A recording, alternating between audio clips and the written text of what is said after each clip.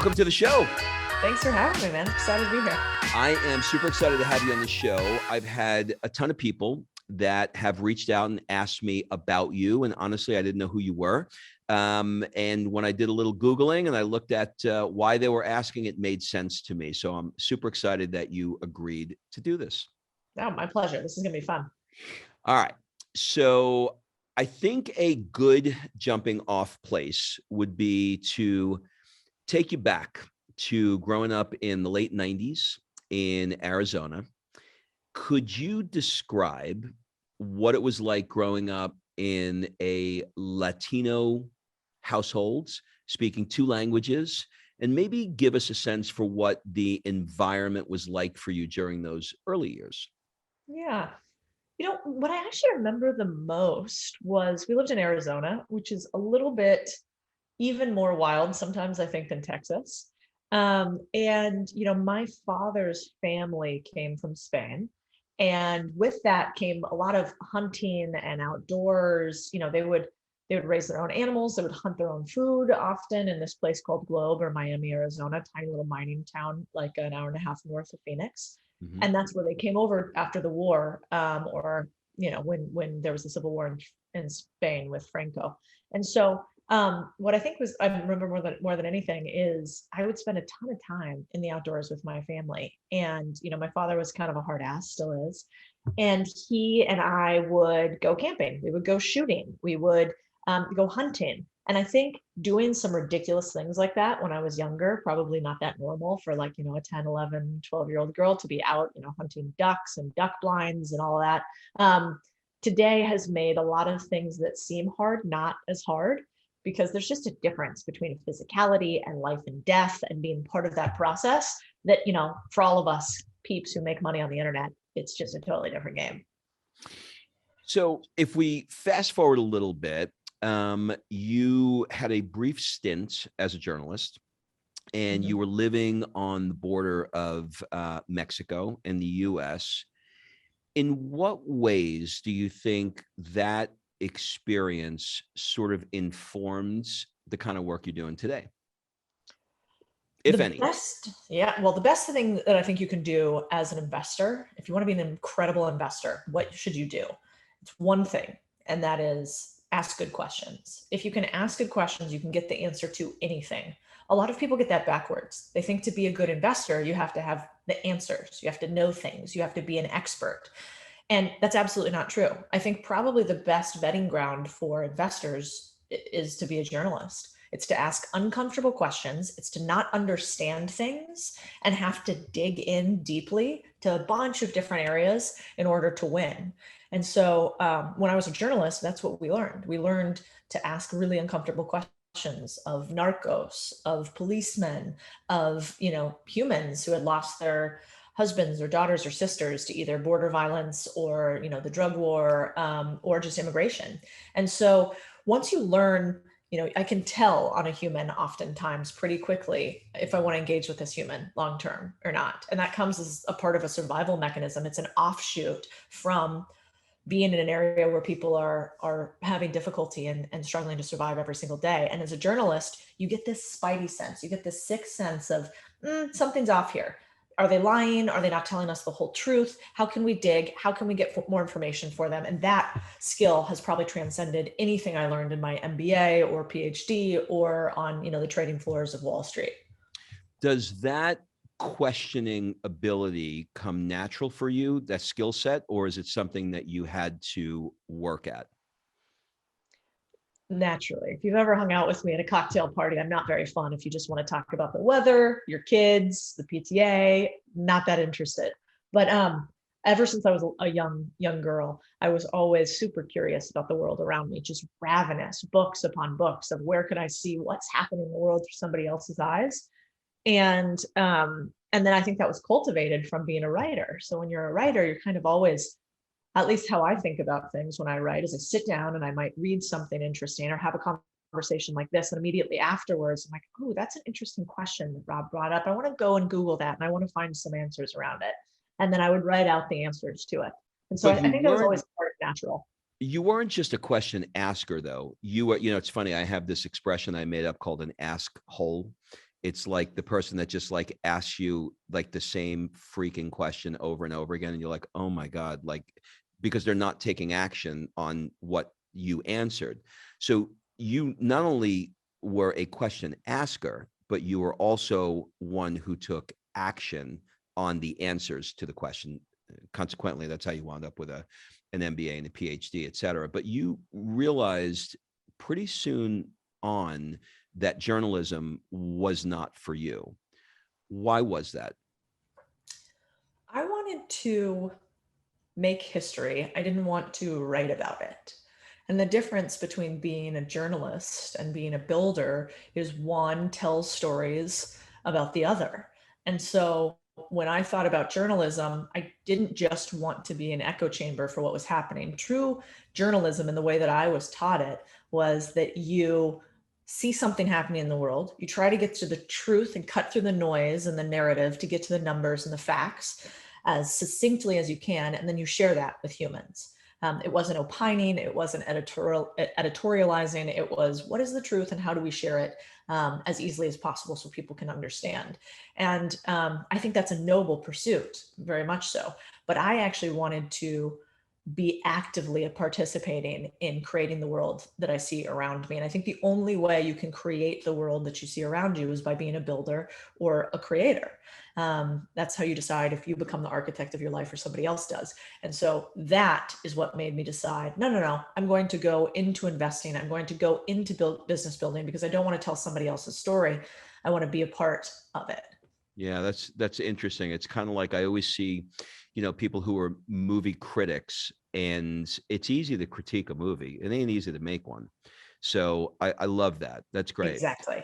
You were considering going to law school, and you had a conversation with a law professor about money and power. Why was that important to you at that time, that conversation at that time in your life?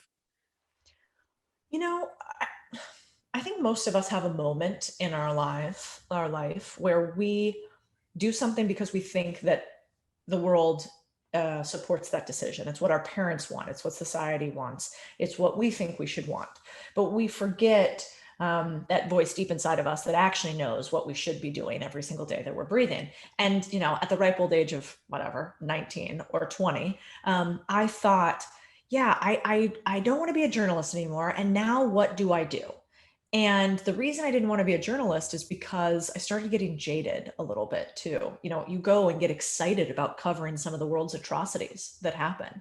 And so how can you rectify yourself as a human who writes these stories and gets excited about the virality you get about something kind of terrible that happens? So I didn't like that very much. And I was sitting down with my law professor. I'm like, well, I'm going to go to the law and I'm going to be a justice and steward for the people. And he said, well, Codie, why are you leaving journalism? And I said, well, I wrote this one story about this woman by the name of Carmelita. And she was on the US-Mexico border and got left behind by her family for 20 years, was in a horrible, derelict living situation. We wrote stories about her. We had that virality. It came back, gave her some awards and money. Well, at the end of it, she says to me, Codie, she said, querida, now that Americans know about us, you're going to come save us, right? You're going to fix things. Like they're going to find our family. And I was like, oh, geez. No, in fact, nobody really cares about the story. Like I brought you guys this stuff back, but this is like a pimple on the surface of a giant. And so when I was speaking with my law professor, he said, well, why do you think Carmelita Gutierrez, that was her name, why does Miss Gutierrez have a different life than Miss Sanchez? And I was like, well, I don't know. I was born in the US. And she's like, no, there are Gutierrez's in the US that have the exact same situation. And I was like, well, I probably have different socioeconomics. I think I have, more money maybe. I came from kind of a middle-class family. He's like, exactly. So if you want to figure out how to make real change, you need to figure out the language that change speaks. And it's green, it's monetary. So figure out money if you want to change things. And I thought that was pretty good advice. Well, it's interesting how a conversation like that changes the entire trajectory of your life. I mean, that's the impact of a, when you have a teacher that's willing to take that level of time to help you out with that. That's really cool. How did venture capital and private equity at Goldman Sachs enter your life? When I started out in finance at Vanguard, sort of a passive company. And at Vanguard, I learned about how money can work for you if you just set it and forget it. But then I wanted to layer on top of that, how do the rich get really, really rich? Like, what does a billionaire know that I don't? And what I quickly realized is if you look at the list of the Forbes 100, let's say, and you filter down by their profession, there's really two things you'll notice. One, they are owners of private companies or inheritors of private companies. Or two, they are private investors. It is all on the private side of money that the billions is made. People actually don't make billions very often in public markets, the stock market, where most of us play. And the reason why is because it's hyper democratized. Everybody can play in this market. You can go trade it on E-Trade now or Robinhood. But when it comes to private company building or investing, there's a moat. It's harder to do. And so when I was at Vanguard, that was all public markets. But I was like, wait a second, I want to figure out how to become a billionaire and how to have billionaire ripples in the world. And that's when I realized, oh, the private companies are where it's at. Who is the best provider of investing at private company scale? And at that time, I thought it was Goldman Sachs. And so one of the reasons I went there is to learn active investing, private investing, as opposed to passive investing, because passive investing is not where the billions are made. It's interesting. It's funny how things happen in life. Just a little side note, living here, we were talking before we started filming about me living here in Tuscany. And one of the interesting things about being here is a lot of people who have made money and decided that, they have enough of it. They want to make a change in their life and they want to do something different. So I'm surrounded by people that have been in your space and have been incredibly successful. So today I had lunch with two guys, it was on the books for a month, but they both are in venture capital and private equity. And so I was letting them know I was doing this interview with you in a few hours. And they asked me a little bit about, what you do. And I said, she does, and I'm not in this world at all. I said, she does boring businesses. And they laughed and they said, that's all we look for. We only want boring businesses. And I realized in the conversation with them that when I say you people, I'm going to say that means venture capital, private equity people, right? You all think, I understand why you have the name Contrarian, because you think very, very differently. And they said, well, give me an example. So I was showing them your TikTok. And I said to him, I'm like a 16-year-old girl, I get all my information from TikTok, so that's where I get my news. You guys look at CNBC, I look at TikTok. And they just, they laughed. And I said, like, look here, laundromats, and we'll get into that in a second. And I said, would you guys, buy that? And they said, yeah, of course. They said, but we wouldn't buy one, we'd buy 50, 100, and they have a very clear set of rules. They don't want to run it. They much prefer having management that's in place, and they want to do it at scale. So with that background, the question I have for you is, for the guy like maybe me that doesn't think the way that you do, does it still make sense to buy one of those boring businesses and not 50, A, or B? Is it better to have a plan of buying one and then buying multiple after that?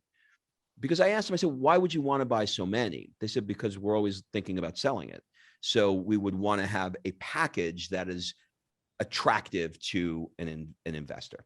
So that's a long background, but I wanted to give you proper context. So maybe you can just kind of talk a little bit around that. Sure.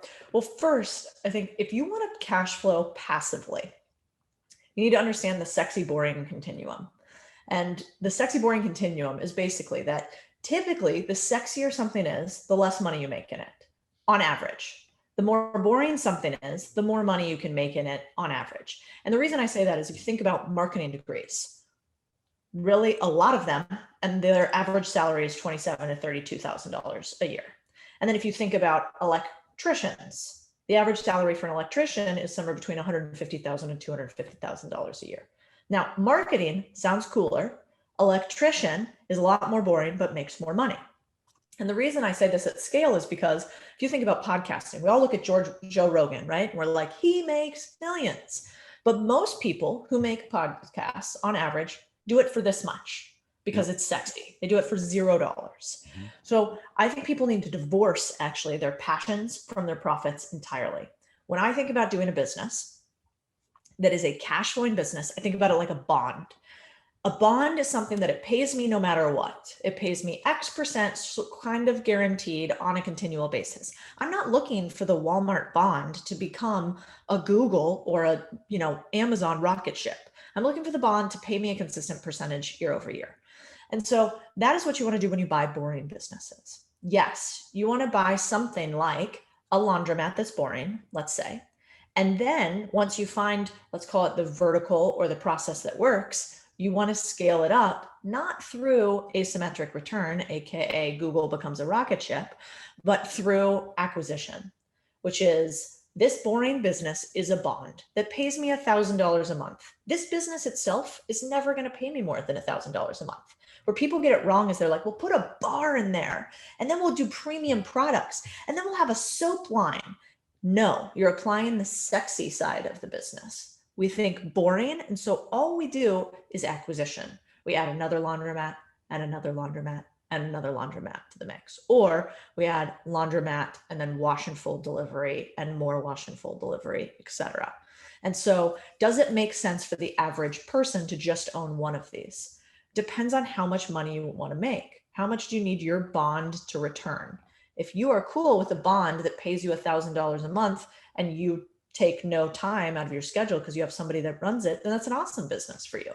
If you only want any attention span on a business that makes you at least $10,000 a month, then you probably don't want to own one laundromat. You might have to own 5 or 10, or maybe you own a landscaping business. And so sexy, boring continuum. And then you're not thinking asymmetric risk reward. You're thinking acquisition. Okay. So we're going to dance around these concepts. Many of my listeners have listened or are fans of the 4-Hour Workweek, where there are, he calls them a muse, an automated business that is generating income for them to live the lifestyle that they want. So let's say that someone has $20,000 and they want to set up a business in the States and they want to follow Tim Ferriss's philosophy, and they want to buy, a boring business. They've seen you, they've read the book, because that's probably a lot of people listening to the show. And they want to do what he did. They want to tango in Buenos Aires. What are some good first steps for them in that container that I just created? So if you have $20,000, where would I go with buying a business? I would start with realizing that your $20,000 should have leverage applied to it. So SBA loans, for instance, allow you to buy a business for anywhere from 80 to 90% of the purchase price is paid for by the government. So if you're in the US, probably not in Tuscany, but if you're in the US and you want to buy a business that does, let's say, $1 million or that is worth $1 million, then you need anywhere from 10 to 20% of the purchase price down, right? So that means in this case, if we have 20K, I'm maybe looking at a business that I could buy for a couple hundred, $100,000 because I want to have some extra wiggle room maybe. And I'm going to buy that business for $100,000 and I'll put down $10,000 cash. And then I'll use the additional $10,000, let's say, for expenses or emergency fund if anything goes wrong. Yep. So I would just need to know first, how much money do I need to have for this business? The second thing, there's 10 steps in business buying. We won't go through them all, but the second step that you have to think about is how much money do you need that $20,000 to make you, or now let's call it your $100,000 allocation. And how I start thinking about this is, for most people, if you have $20,000 right now to allocate, you either are going to need to spend your time on the deal somehow, or you're going to need more money and then put somebody else in to spend some time. So it's like there's three legs to the tripod. I call it the deal making tripod, so that you can have money, time, expertise. Any of those three legs of the tripod will get you more return on your investment. So say you have no time, but you have a lot of money. Then you can hire somebody in Tuscany who's going to run your vineyard because you bought the thing, and they are going to operate it, deal with all the headaches, and you're going to pay them and give them a percentage of it, right? Yep. If you have no money, but you have a lot of time, then you might go to somebody like Rob and say, hey, Rob, you have money, but you don't want to spend any time. How about I go and buy a couple of HVAC companies for you, and I'll run them, but we'll use your money to do it. I'll take an ownership percentage of part of it, and I will run that business. Or the third solution, I don't have money, I don't have time, but I have a lot of expertise. Hey, I know how to run a production studio. I've ran a bunch of them. I can give you all the strategy and your 10,000 hour cheat code. You give me a percentage of the business and some revenue share on it. And the person who has the time puts the time in it, and the person who has the money funds the deal. So those are the three legs you need. So Tim Ferriss says, do an automated business that could, print you this amount of money. That works really well if you have a product or idea that you think can do that.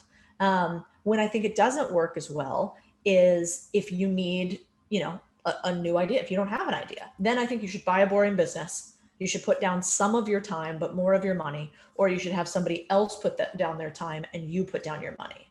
And that's how I would do the deal. All right. So let's now dig in a bit into the different types of boring businesses. So you do a really, really good job of social media on this stuff. You're a lot of fun. You're very interesting. You're very engaging. And you really are making people think, which I think is why a lot of people wanted me to have you on the show. Of all those boring businesses that you talk about, which one of them continues to blow you away at profitability and how uncomplicated they are? Because you talk about a lot of different businesses. You lean on laundromats a lot. That's a big one for you. But it's not the only thing you talk about. You talk about lots of things. So out of all of these things that you're talking about, which is the one that you're like, this one just consistently is good? Yeah.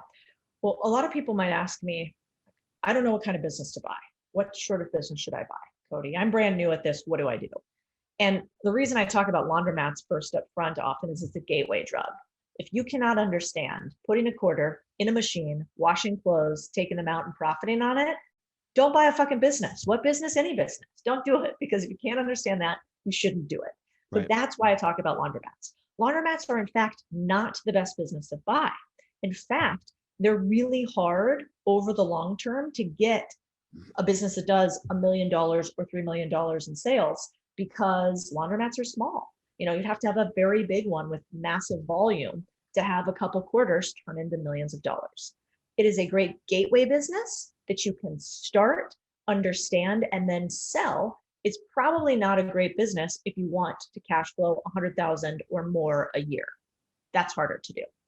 If I wanted to cash flow, let's say 6 figures a year in buying the business, but I still wanted to do it passively, I want to be lazy about it, then I would probably do something like mobile home parks, more money down, but you have bigger chunks coming in consistently. I might do something like parking lots, well done parking lots that have, sort of an old school mom and pop style that you can apply technology to and then cash flow on top of them.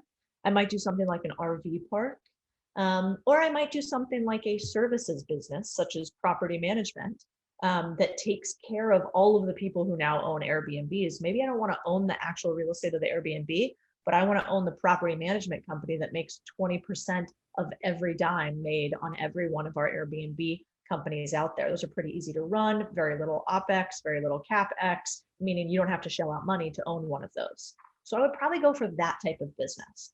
Last thing I'll say is, when you're looking for a business that you want to cash flow heavily, but you don't want to do much work, what you need to look for is high margin, low people businesses. And that means that you want businesses that don't have a lot of employees. You want businesses that maybe have 10 employees or less. And then you want businesses that have some margin protection, which means you're not looking for 10 to 15% margin. You want 25% plus margin on your investments. Those high margin, low people businesses are how you can layer 26 businesses on top of each other and cash flow on them. I couldn't do that if my businesses each had hundreds or thousands of employees. You know, it's interesting. As you're describing things like mobile home, I'm going, ooh. And you know, you talk about parking lots. I'm like, ugh. RV parks. I'm like, oh. Every fiber of my being is going, that's so boring. You know what I mean? Like I can't think of anything more boring than like gray pavement of a parking lot. Do you know what I mean? Like it sounds horribly boring, but for you, it gives you a boner. I mean, you're like, this is incredible. I love this.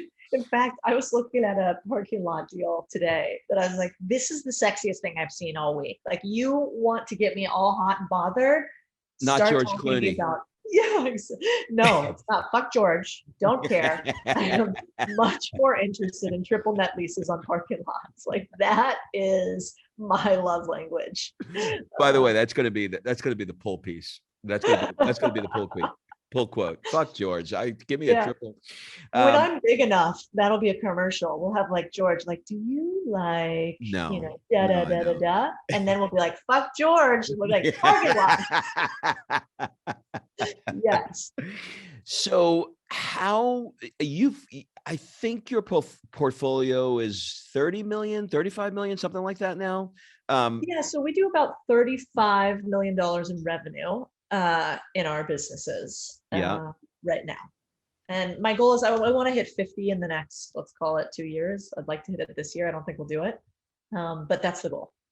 Okay. So what does it feel like for you now in your body to have that kind of revenue coming in? You talked recently about celebrating your wins and that doesn't come natural to you, right? What does it feel like for you? You know, I have a very interesting lens now that I'm living here in Italy, because, I had this conversation with somebody yesterday, and I said to him, I said, the Americans, they don't know when to stop working. He said, well, the Italians don't know when to start. So, so true. So it's a very interesting thing for me to see this drive that the Americans, right? And by Americans, I mean Australians and Canadians, they're grinding and I want 100 million. I want three, like this venture capital guy today at lunch, he said, we did this survey in my company that I work for. And when we asked people how much money they want to make, whenever we asked what they want to make over the course of their career, the answer was always 3 times what they were currently making. So if they were making 100 grand, they wanted to make 300. When they were making $1 million, they wanted to make 3 million. And he said, it taught me that the goal post is always moving. It just doesn't stop, no matter what you're making. So my question to you around that is, and this sort of goes into this like work hard, play hard sort of piece. I'm sure that you have a really big mission that you want, and you have a big why behind it. But are you hitting a point now, and you're young, maybe not, but are you hitting a point now where you're like, I want to have X, and once I have X, then I want to do, I want to live in the Virgin Islands. I want to move to Paris. Is there any of that that's in you at this stage of your life? When I think about when is enough, the answer, that question actually totally befuddles me, because I can't think of anything else that I would rather be doing than the business that I'm running at this Mhm. point. There's very few days where I'm annoyed or drained or don't want to do something that I'm doing. I've optimized my career by this point where anything that I don't want to do, I'm basically delegating.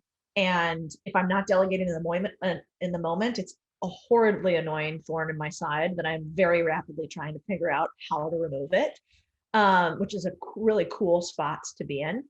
But I have had it at multiple times in my career where I was miserable doing what I was doing. I have that weird personality trait. I don't know if you feel this way or anybody listening does, but like I really want to do very few things more than I want to work. Like, and I'm not sure that there's anything wrong with that. Like, I love what I'm doing. I love the labor of love, and I can't imagine stopping that. If you ask me, Codie, do you want to go take? I'll pay you $1 million. Go take 6 months off. You can't look at anything. You can't do anything, but you can peruse around Paris. I'd tell you to go fly a kite. Do You not care. just don't care. No. At some point, I'm sure I will want to slow down, maybe. But I got like a 3 week window on vacations where I think it's interesting. Even like the most fascinating books, and having incredibly stimulating conversation. Uh, I want to do it and then I want to apply it to something. I want to build something based off the cool stuff that we're doing. Now, I don't think that I'm optimized right now from a total time perspective. I work too many hours a day, or maybe too many days a week, or maybe I should take a month off here and there more often. Like definitely. But if you told me cold turkey, I can't work, I'd be miserable. That's worse than solitary confinement. So you're monomaniacal when it comes to business. You're just like, this is your thing. This gets you off. This is your jam right now. Yeah. Yeah. Like if Are you there, talk to my husband, you would chuckle because the reason we do so well together is that he doesn't want to talk about all this stuff all the time. So I'm like, oh, we got to stop talking about this now. And he's like, yes, we will go for a walk and we shall go to dinner and you will enjoy it. And so that's good for me, but I don't naturally want to do it. what is the Mr. Codie Sanchez like? Well, he's a former, he hates when I say this, but he's a former Navy SEAL. So he's very I hardcore. knew you were going to say that. I don't know why. Yeah. I didn't know that, but I just felt like that was going to be the next thing you said. I don't know why. So, Yeah. so you're attracted to that balls to the walls, like go for it sort of thing. You do it in business and you do it in marriage too. Yeah, that's probably about right. And at least it doesn't have to be that you go hard all the time, but you have to be really curious for me to be interested in us having a friendship. I don't know about you, but it's been hard for me over the years. Um, I have a lot of friends from back in the day, and they're great humans. But when we get together, we talk about people or what's happened since we last saw each other. And I really struggle to pretend to be interested in any of that. And so it's actually become a little game that I'll play with myself where I try to, what are you reading lately? Like, what is the thing that has pissed you off more than anything else? Because I think every human's interesting, but you have to pull it out of people. And if you're not curious and naturally growing, it's really hard for me to want to engage in that. I think the higher up you go, I mean, you obviously have this because you're like, ooh, interesting. So you're like this, and you're cataloging it against all these other conversations that you've had to build mental models to better understand the world. And so people who are like that, I think, run the world, and people who are not like that, you almost cannot relate to the other side until you Yeah. flip that switch. Yeah, for sure. How many different within your portfolio, how many different businesses are there? Roughly. Well, there are 24 businesses. I just sold two. I'm buying another one. There's 24 separate businesses. Now, inside of those businesses, there might be different entities inside them. We might, if we have a mobile home, park company, there might be multiple parks that are inside of that. Yeah. But there are 24 of these businesses. Now, of those, there's only two that I run actively. Everything else, I'm a passive investor in it, and I may own a majority share, but somebody else runs it and reports up to me. Okay, so you don't know, or this is actually a question. Do you know any of the people involved in the business? Like, do you know the employees? Do you know the guy that's sweeping the floor? Or is it just, hands off, like 100% hands off? Somebody else runs it. I just get the numbers. That's a great question. I would say for 90% of them, it's the latter, not the former. It's more private equity style. So like we have an operator that operator lives and breathes that company, and I do everything to be there to support that operator. But I do not get involved in the business. I am not there on a daily basis. Multiple of these businesses, I haven't even been to all of their locations. I try to think of myself as an enabler of these businesses. I'm not micromanaging them. I would be a net negative if I went in to, let's say, our SEO agency marketing company and tried to tell the CEO or any of the employees what to do. And I might even be a net negative if I told those employees that I was involved and then they wanted to come around the CEO to me. So I really try to be very behind the scenes on most of these businesses that I own. There will be a few that will be public on, but few and far between. Why do what you're doing on social? You don't need the money. It's a lot of work. It's a pain in the ass having a phone in your face every 10 minutes, right? I know it. I live that world. It's not easy. Why do it? I guess I really like it. I think, if I actually think, so why should you do social media? It's because there's four levers that move the world: labor, capital, code, and audience. And audience is the newest lever that we have just come to understand over, let's say, the last 20 years, and then with social media, the last, 10 more so. And this lever of audience is the most powerful lever I've ever seen. And so when I first started on social media, I had no idea where this would go, but I said, well, I understand how to use capital as a lever. If you give me money, I understand how to take that money and make more of it. If you give me employees, I understand how to take workers and get more out of them and build something from it. Same with code. I understand how to implement software and make that software work for me. But I thought, I don't understand audience. I don't understand it at all, actually. But I think it's going to be massively powerful, which is why you see Andreessen Horowitz, some of these big VC companies, you see Goldman Sachs building an audience, because they understand that it's massively powerful and there will be big ripples from it. And so that's why I started it, is because I wanted to understand this new form of leverage. And then I started doing it and thought, this is actually pretty fun. And instead of getting rich quietly, we could all get rich together. And then maybe we could actually influence the zeitgeist, the culture of the day, by sharing ideas as the Trojan horse to changing philosophy. You have some products. You have a newsletter that Yep. you call Contrarian Thinking. What is it and who is it for? Contrarian thinking is all about two things: we free minds and we build bank accounts. So the idea is, you cannot be philosophically free. You cannot be a free human if you do not have your financial concerns covered. You got to have a house over your head. You got to be able to pay for food. You've got to be able to take care of your kids if you need to. So we want to help people stabilize monetarily. And then we want to help them grow, because I think one of the most powerful things that you can do besides audience is that other lever we talked about, capital. If you actually want to make your change happen in the world, you need money to do it. Period. End of story. And so we help people get money.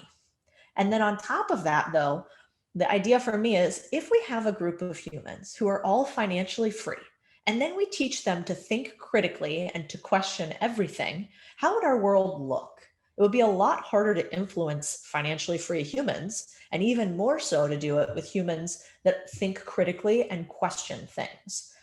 And I think if we could make our mission to change people's perspective on those two avenues, then I think probably most of the concerns we have in the US right now, for instance, wouldn't be happening, because people would say, financially, I have enough power to infect, my beliefs on the world.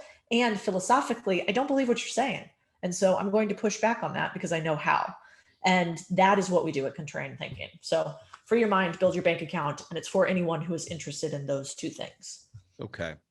You went on to higher education. You've got your master's from Georgetown. You went on to get your PhD. You are extraordinarily articulate. I mean, I'm not flirting with you here, but you're the total package. You've got, you really are. I mean, my husband listening, I'm gonna send him this episode. You can send it to him. You can tell him I said it too. I'm going to. What's he going to do? It's not like he's a Navy SEAL. So you've got this whole, where did let me see if I can form this question. Where did your ability to articulate your thoughts so well come from? How did you develop that skill? Maybe is a better question. If you want to think well, I think you need to write well. And if you want to speak well, you need to write well. And so everything comes from writing. It's very easy to spew information out of your mouth and not realize how many additives that you have in there and not realize all the ums and ohs. Have you ever listened to yourself afterwards and thought, oh, that's what I sound like? Because when we're speaking, it's very hard for our brain to also process that and think about what do we sound like in this moment? The way to become a better speaker, I think, is to become a better writer. And since my baseline has always been writing, I can edit and tweak and reuse phrases and obsess upon words in a way that somehow translates to when I speak. I'm not the best at it, but I think it is probably the highest value you could do if you want to influence people, is to learn to write clearly so that you can speak clearly and then influence people. It's great because I almost said you speak in perfect prose. So that's interesting how that comes out. All right. Thank you. You're welcome. So as we wrap up here, I'm going to ask you some questions that are going to fall into the why is he asking me these questions category. What do people often get wrong about you?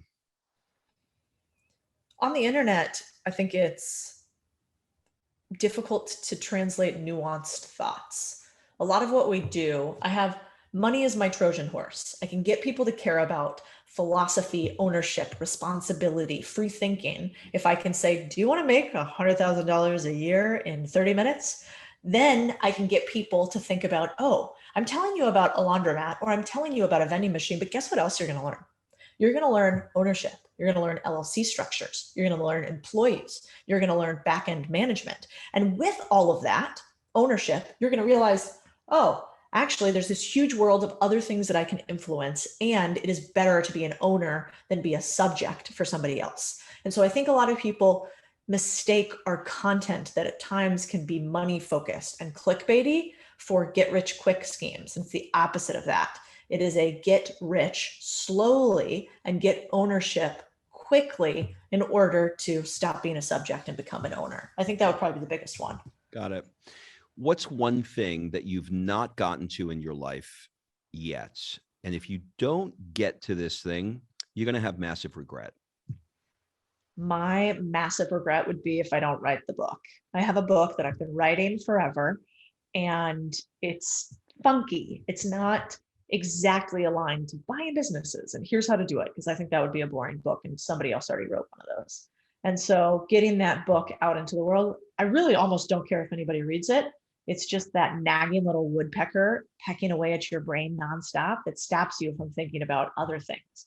And so if you talk to me again in a year and I haven't made project or progress with that, you can shin kick me. Are you open to sharing roughly what the book is about? Yeah, the book is called Subversive, and it's a novel wrapped in a self-help book. And so the idea was, could we make it fascinating for you to get better as a human? Could you lose yourself in the pages of a story that also taught you things?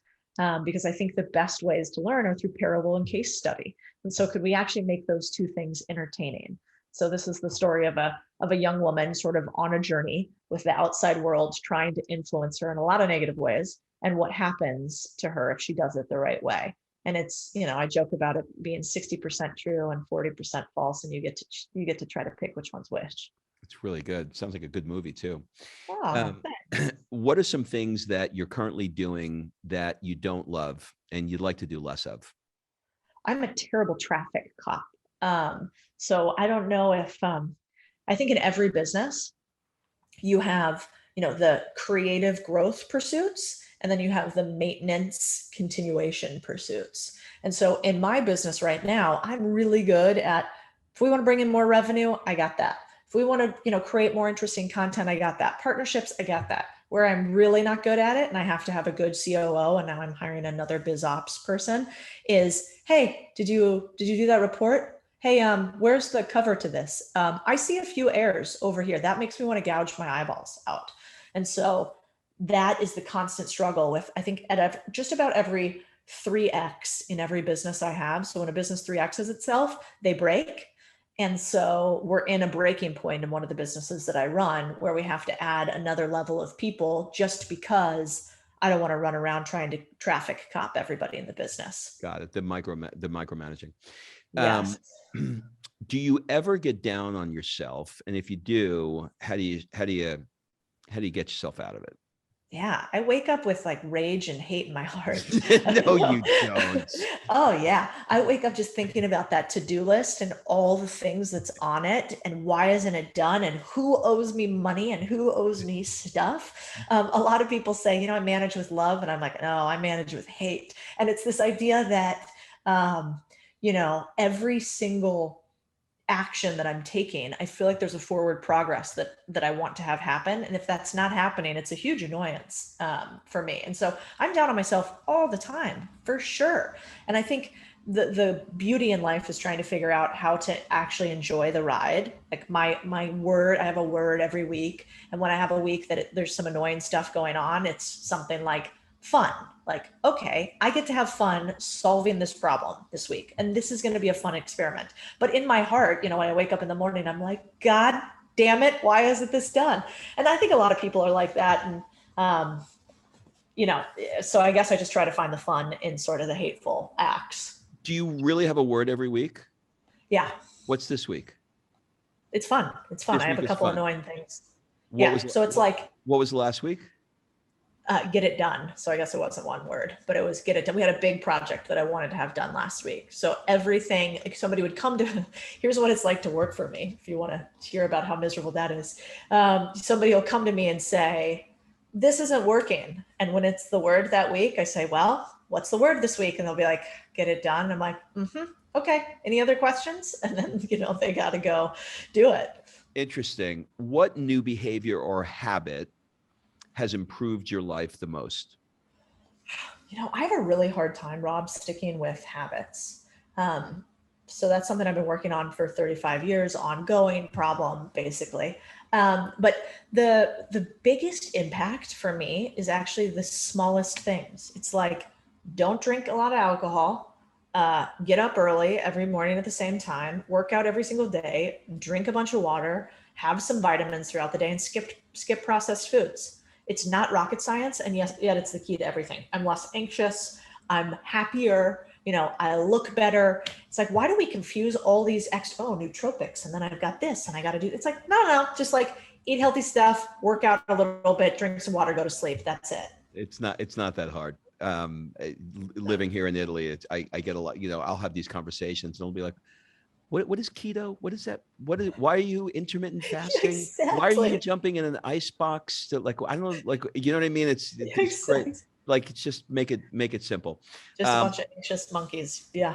Monkeys. Couple more questions, then we'll wrap. If you could spend 1 month anywhere in the world, where would it be and why?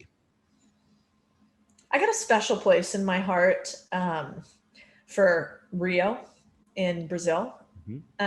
Especially, like, I really like some of the outside beaches like Florianopolis.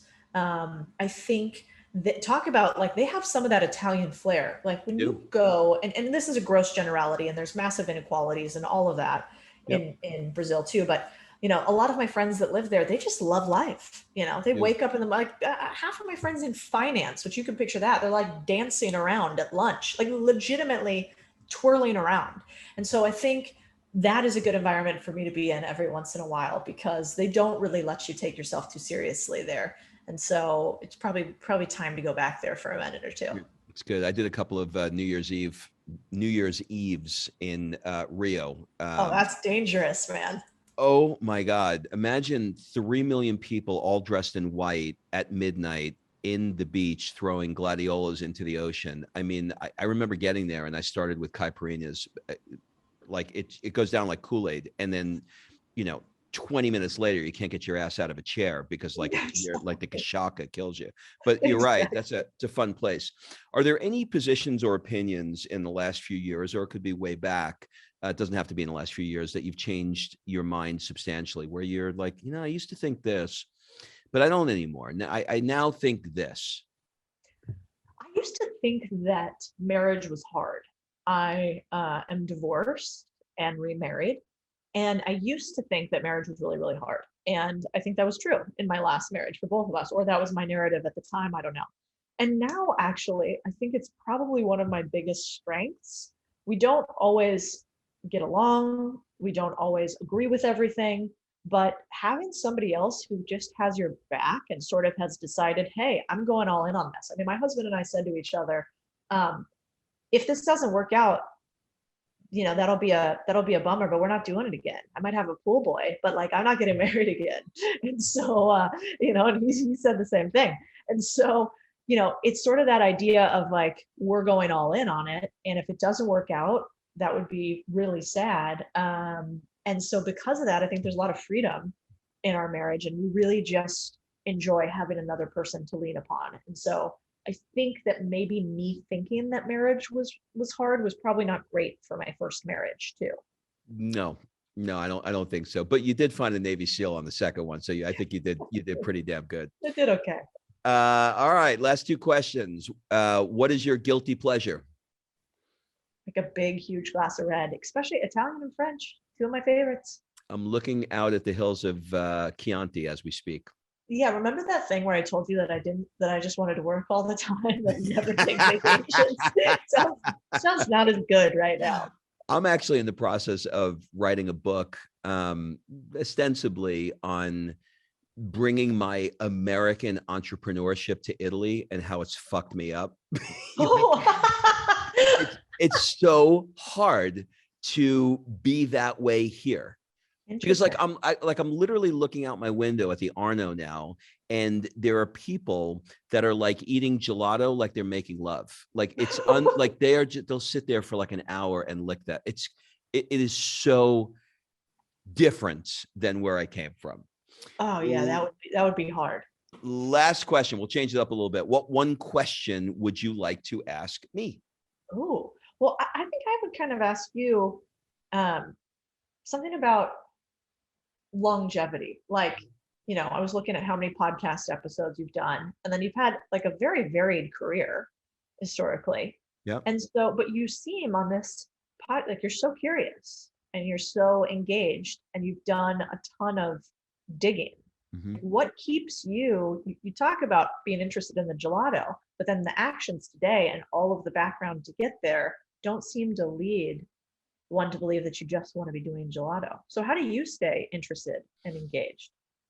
Well, there's probably two questions baked in that. I think the first part of it is we have different ages. I'm 56, and at 35, 36, I was never at the level. How old are you? 35? 35. Okay. I was never at the level that you were at 35, but I was definitely a grinder. And when you multiply that by a few decades and your mortality starts getting more real, you start looking for like there's an author here. Do you know the author David Bach? He wrote The Latte Factor, Smart Women Finish Rich. He's a New York Times bestseller. And he spent years and years and years teaching people how to become wealthy in a different way than you, but teaching people how. And so he moved to Florence because he wanted to start living rich instead of teaching people how to be rich. And I hit a point in my life where I was looking for more meaning in more areas of my life. In other words, I want to understand, you talked about it earlier when you were talking about the simple things that like keep you healthy. There are simple things that they do here, like wine and olive oil and family and food and arts and things like that, that are so deeply human that like like I'm sitting in a neighborhood that is 2,000 years old, and I came from a country that is 200 years old. And when you're walking in this environment, you feel the Renaissance. Like it goes through you. You can't not feel it. Like it's in you. And when you stand there and you're looking at art, it changes you. And so I wanted to get out of the environment that was stimulating me in the same way over and over again. It's kind of like going to the gym, like girls are always working on their butt and their legs, and guys are always doing like biceps and triceps and chest. And like after a while, like it's an overdeveloped muscle. I Yeah. needed to put myself in an environment that was not overdeveloped for me. I don't know wine. I don't know art. I don't know how to speak Italian, but I wanted to force myself in that environment so that I could be stronger in different dimensions and not the same one over and over again.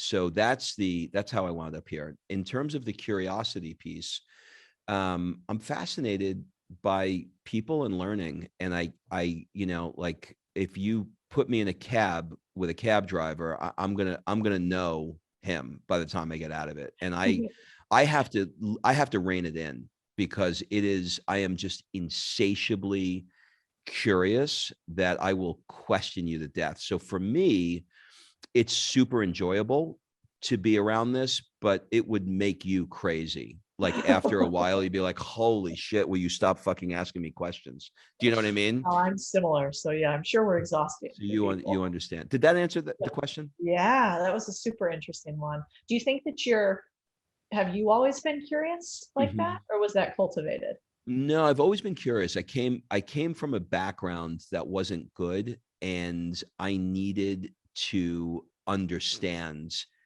how to live a better life. And so for me, modeling was always very, very important. Tony Robbins had a big impact on my life 30 years ago. I mean, I went to a Tony Robbins event in 1984. And that sort of modeling and learning how people do things and the deconstructing of it has allowed me to escape an environment that really wasn't great. So those you said at the very beginning of this interview, you don't need to understand, I'm paraphrasing you, but you don't need to understand, you don't need an MBA from Georgetown, if you ask good questions. And those good questions have allowed me to lead a life beyond my wildest dreams because I'm asking great questions. So for me, just learning through questions is powerful. And you can see from the questions I asked you that I'm really coming up with a well-crafted question is a skill that I think people really, really need to, like, I hate when I'm interviewed and somebody says to me like, so tell me about your childhood. Oh, Like, yeah, it's the worst. When like they when just I say, was, "Tell me your story." Like, like when I was fuck, 10, I don't when I know. was 20, when my parents got divorced, like what, like, you know what I mean? Like, so that 100%. that search function of the brain, you can't answer it because it's so, but when you ask a well-constructed question, you can get somebody to go, oh, when in the late 90s, when I was in Arizona with a Latino dad, oh, I can answer that one. I know what that was Totally. like. Does that make sense? Yeah. Yeah. It's funny too, because I think sometimes the best skills are the hardest to teach. Everybody wants a tactic, like say this and this will happen, or read this and this will happen. That's not really how it works. Even with buying businesses, I'm always like, instead of asking me which business you should buy, you should ask me which questions should I ask myself to figure out what business to buy. And that I could say, oh, yeah, let me tell you. And if you answer these questions, then you're going to have, and instead of saying, how do I find a business? Same thing. What question should I be asking myself to figure out how to find a business? I think that's like a cheat code. But instead, we just say, give me the thing because that makes more sense to So great. us. Well, I love you. I'm in love with you. You could tell, I got you could tell your husband that too. I will. What's I he gonna, will. How long he's, are you going to stay in Tuscany? it's the most asked question I get. And the honest answer is I have no desire to leave. Mm. None. I went back to America, for Easter. No knock to America. You get in all kinds of trouble with this, but as soon as I got back, I was like, I can't wait to get back here. It, Wow. it was just so different. Like when I go out to a party here or an event or dinner with friends, I don't even know what anybody does for a living. Then it does Wow. not, nobody talk. It's not, if you bring up business, you might hate it at this stage of your life. If you bring up business, they will immediately say to you, let's not talk. I don't want to talk business. Let's have fun. They want to dance. They want to eat pasta. They want to talk about art. They want to talk about culture. They don't give a shit about business. They want to have enough money to have a great life. But they really like, I have had more conversations about gelato and olive oil than I've ever thought I would in my life. And it's like, you don't know that olive oil is shit. You want to go here. This guy has it. And it's just, neighborhood is really, really important. So I don't have any desire to go back. My wife doesn't. And, neither does my daughter. It's funny, because she's been here now, we're going on 9 months, and she's 7, and I could start to see like little things are happening. Like she said to me the other day, she said, Dad, what's that thing called in the summertime when you do it on the coals? And what people in America, they eat it's the long thing with I said, a hot dog? She goes, yes. So she's like starting to like forget like America, and she's stepping into it's very interesting to see. Like I'm old, so it's like it's gonna be really hard for me to change. But even little things, like even just the way, like you don't walk out if you're not dressed on the street here, like it's a thing. Like there is no athleisure, none. Like there are no yoga pants happening for women. Like Oh no. you just don't, like it just does not happen. They would say it's brutta figura. It's ugly form. I It's like that actually. it's really, really crazy. I met my attorney and I said, hey, I'm coming out from the gym because we're gonna go have lunch. Do you mind if I don't have time to change? He said, no, I'll meet you later. You have time. You can go home and get changed. Like they don't fuck around. Like it is, fashion is a thing here. Like because the standard in America, the standard, like two girls will see each other and they'll be like, you look cute. You look cute. Like the standard is cute. Yeah. Not here. If you say cute here, it's an insult. It's beautiful. It's Bella. They want beauty. So their standard is way, way, way in terms of that. Like the way you dress, the way you present yourself, it's beautiful. And if you go into a store and you buy something, you'll say, what do you think? They'll be like, no, not with your body. I love that. It's really crazy. It's really crazy. Well, listen, I could talk to you for hours. This was so good. Right back at People you. are going to get a lot from it. Do you have any final words, suggestions, or an ask for people listening? Well, go check out contrarianthinking.co. See if you think that sounds interesting. And yeah, don't buy a laundromat. Buy something else to start with. Perfect. I'm gonna do that. Thanks for being on the show. Thank you, Rob. Have a wonderful rest of your day.